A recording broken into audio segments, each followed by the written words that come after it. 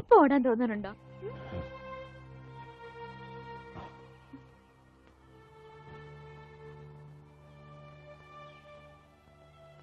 അമ്മ കരുതുന്ന പോലെ ഞാൻ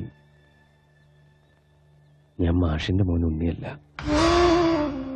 ബാംഗ്ലൂരിലെ മഹേശ്വരൻ തമ്മി എന്ന ക്രിമിനലിന്റെ മകനാണ് ഞാൻ.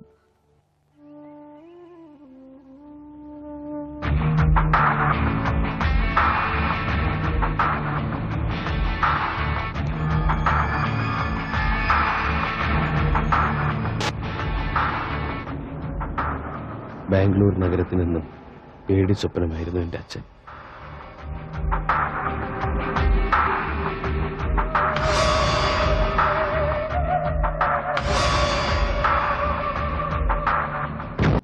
ഒരു കരിയില്ല പോലും അനങ്ങില്ല.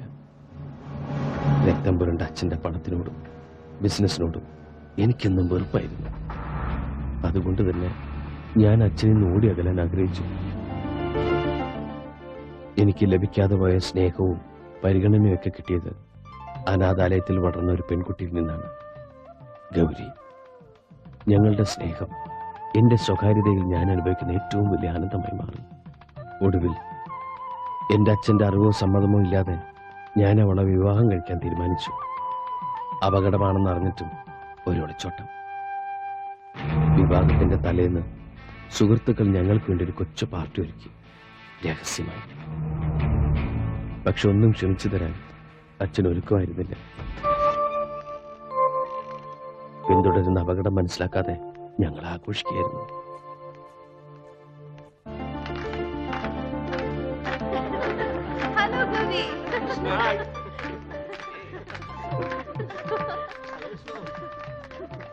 നാളെ നിങ്ങളുടെ വിവാഹം കഴിഞ്ഞാൽ പിന്നെ നിന്റെ അച്ഛന്റെ കണ്ണത്താ ദൂരത്തേക്ക് നിങ്ങൾ രണ്ടാളും കൂടി പറക്കും.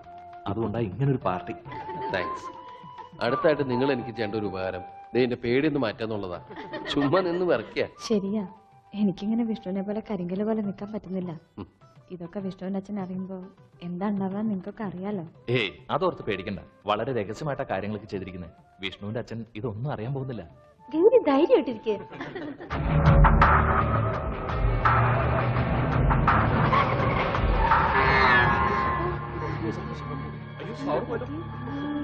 വിഷ്ണു, എനിക്ക് പേടിയാവും.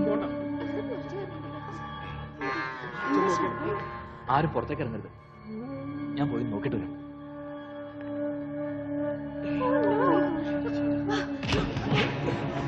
വിഷ്ണു, രക്ഷപ്പെട്ടോ!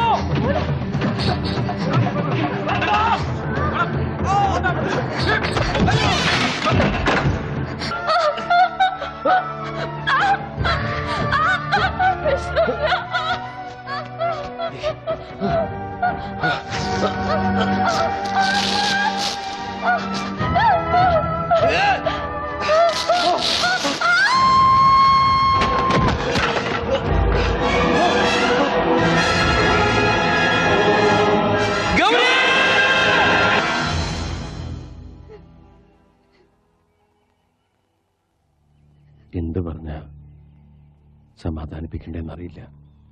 മനഃപൂർവ്വം അല്ലെങ്കിലും മാപ്പ് പറയാൻ ഞാൻ.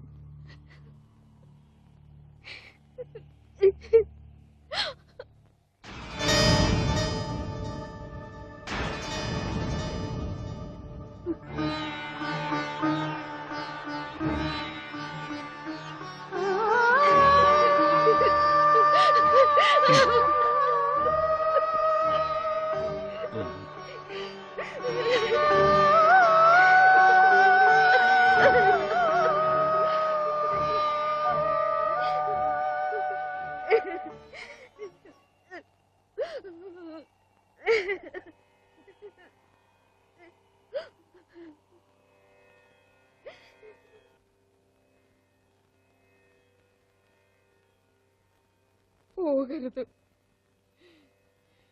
എന്നെ വിട്ടിട്ട് എന്റെ പൊന്നുമോനെ എങ്ങോട്ടും പോകരുത്.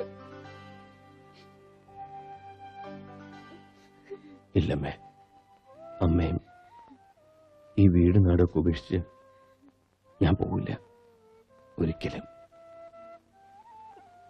വിഷമിക്കരുത്, അമ്മയുടെ മോൻ തന്നെ ഞാൻ.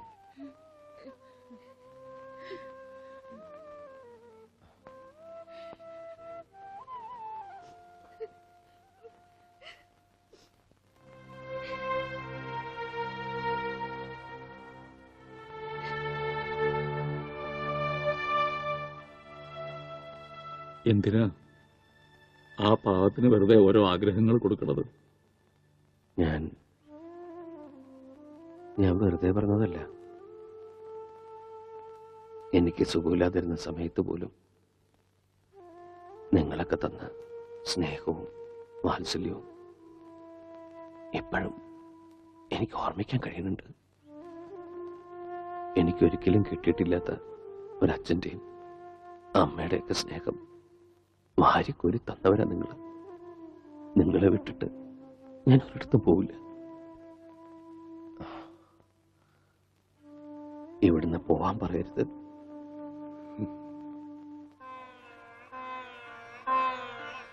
മോനി പറഞ്ഞതൊക്കെ ഞാൻ കേൾക്കാൻ കൊതിക്കുന്ന വാക്കുകളാ.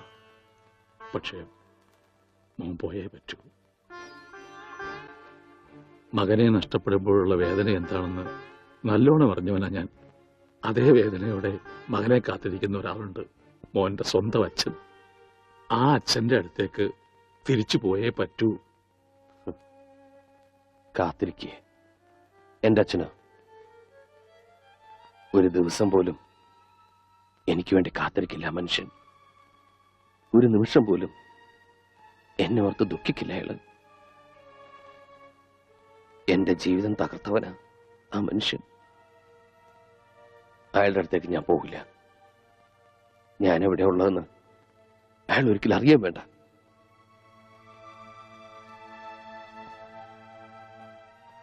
അച്ഛാ, അങ്ങയുടെ മകനായിട്ട് ഇവിടെ കഴിയാൻ എന്നെ അനുവദിച്ചൂടെ? എന്താ ഒന്നും പറയാത്തെ?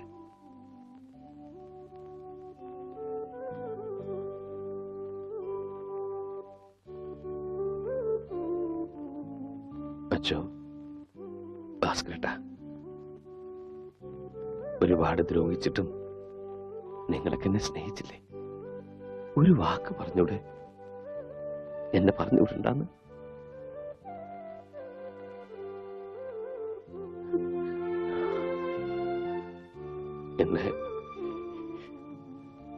എന്നെ പറഞ്ഞുവിടല്ലേ അച്ഛാ? കാല് പിടിക്കാം.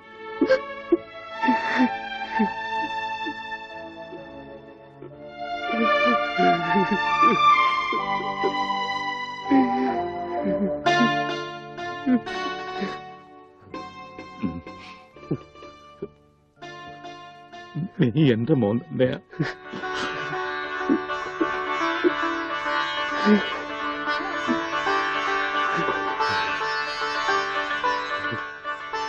എവിടെയും പോണ്ട. ഇനി എന്റെ മോൻ എവിടെയും പോണ്ട.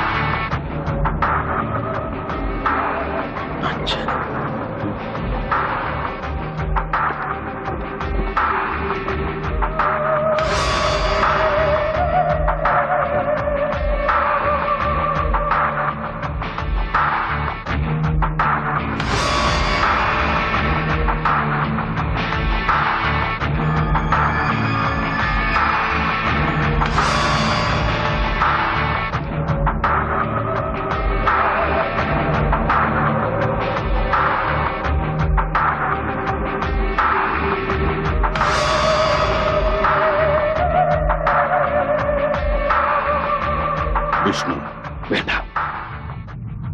ഞാൻ നിങ്ങളുടെ മകൻ വിഷ്ണു അല്ല. ഇനി അങ്ങനെ വിളിക്കണ്ട. ഞാൻ ഈ നിൽക്കുന്ന മാഷിന്റെ മകൻ ഉണ്ണിയാ. ഒരു തെറ്റും ചെയ്യാത്ത ഒരു പാവം പെൺകുട്ടിയെ നിങ്ങൾ കൊന്നില്ലേ? അന്ന് മരിച്ചത് സ്വന്തം മകനാന്ന് കരുതിയാ മതി. ഇതെന്റെ രണ്ടാം ജന്മമാണ്. ഈ ജന്മം എനിക്ക് തന്നത് ഈ മാഷും ഈ നാട്ടുകാരും ആ നിൽക്കുന്ന പെൺകുട്ടിയാണ്. ഇവരൊന്നും വിട്ടിട്ട് എനിക്ക് വരാൻ പറ്റില്ല. ഞാൻ വരില്ല.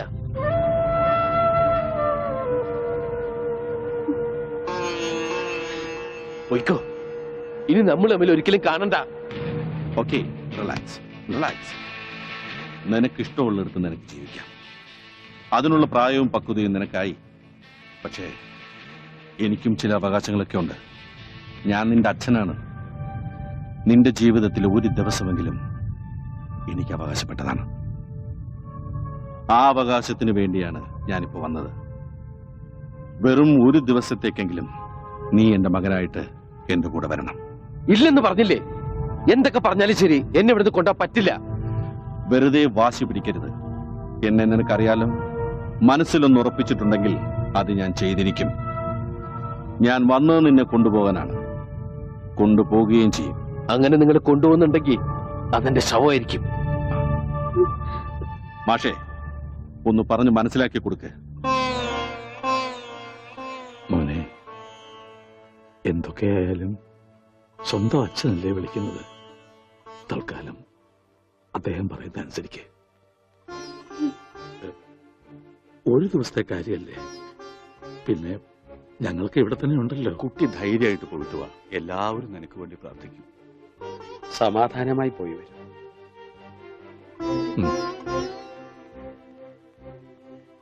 ശരി, ഞാൻ വരാം. പക്ഷേ ഈ ഒരു ദിവസം കഴിഞ്ഞാൽ പിന്നെ നിങ്ങൾക്ക് എന്റെ മേലിൽ യാതൊരു അധികാരവും അവകാശവും ഉണ്ടാവില്ല. സമ്മതിച്ചു.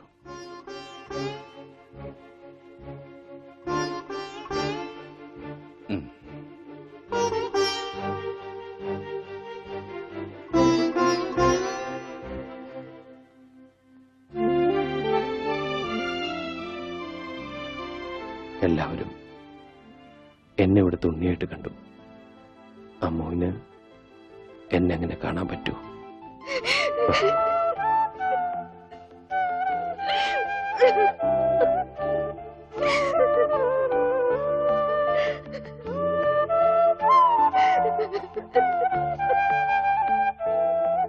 ഞാൻ അച്ഛന്റെ കൂടെ പോവാ. എന്തും ചെയ്യാൻ മടിക്കാത്ത ആളാ. അല്പമെങ്കിലും ജീവൻ ബാക്കിയുണ്ടെങ്കിൽ ഞാൻ തിരിച്ചു വരും. ഞാൻ വരും.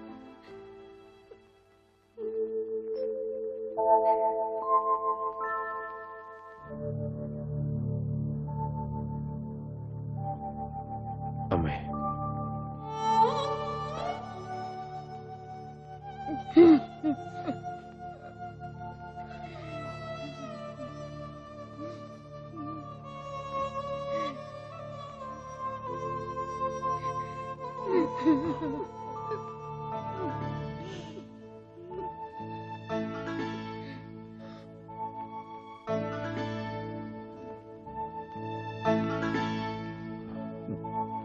ഞാൻ വരും. പോയിട്ട്